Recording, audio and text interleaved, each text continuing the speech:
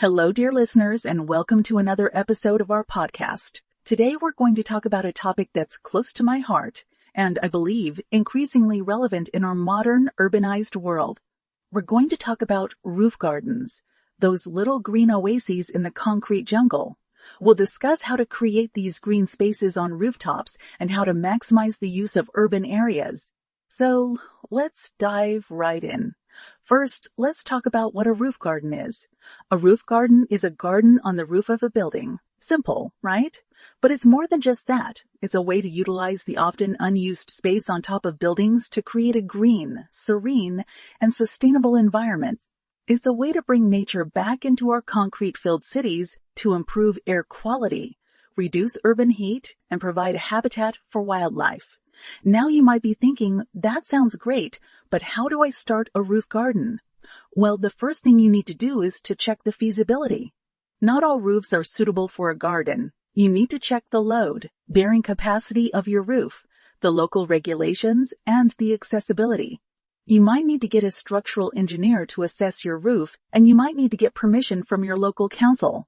Once you've checked the feasibility, the next step is to plan your garden. What do you want to grow? Do you want a vegetable garden, a flower garden, or a mix of both? Do you want a seating area? Do you want a water feature? These are all things you need to consider. When planning your garden, you also need to consider the conditions on your roof. Is it sunny or shady?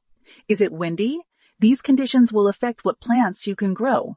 For example, if your roof is sunny, you might want to grow sunny, loving plants like tomatoes and peppers. If it's shady, you might want to grow shade-loving plants like ferns and hostas. Once you've planned your garden, the next step is to prepare your roof. You'll need to install a waterproof membrane to protect your roof from water damage.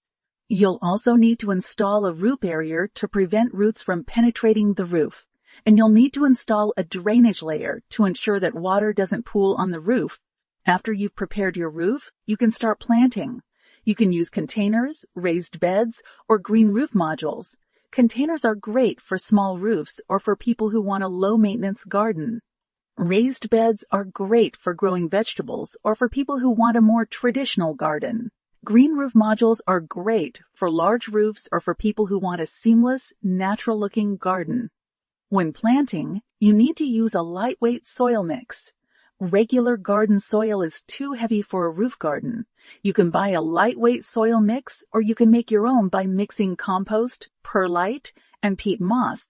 After planting, you need to maintain your garden. You need to water it regularly, especially in the summer.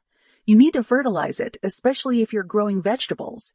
And you need to prune it, especially if you're growing trees or shrubs. Now, I know that starting a roof garden might seem daunting, but it's not as hard as it sounds. And the benefits are worth it. A roof garden can provide you with fresh food, beautiful flowers, and a peaceful retreat. It can reduce your energy bills, increase your property value, and improve your local environment.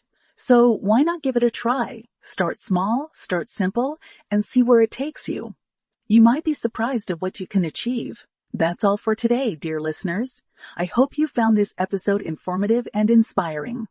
Remember, every green space counts no matter how small or how high up. So let's start greening our cities, one roof at a time. Thank you for tuning in, and until next time, happy gardening. End of podcast.